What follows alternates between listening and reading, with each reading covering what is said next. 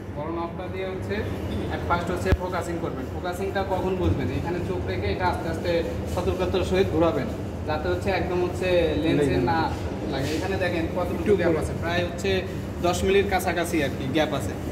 তার মানে বুঝবেন যে হচ্ছে আপনার ফোকাসিংটা 10 মিলির নিচে এরকম পর্যায়ে হবে। মানে একদম কাছে কখনো ঠেকাবেন না, একদম কাছে ঠেকালে কি হবে, লেন্সটা ভেঙে যাবে।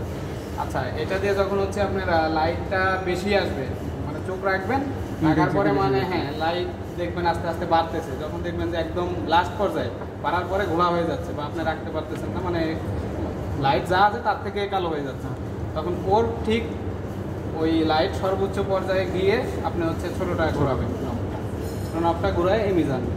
তার মানে কি, বড়টা দিয়ে আপনি ফোকাসিং করবেন আর ছোটোটা দিয়ে হচ্ছে হ্যাঁ ইমেজটা আনবেন।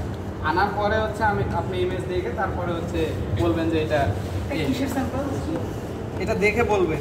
এটা মানে একটা দেখেন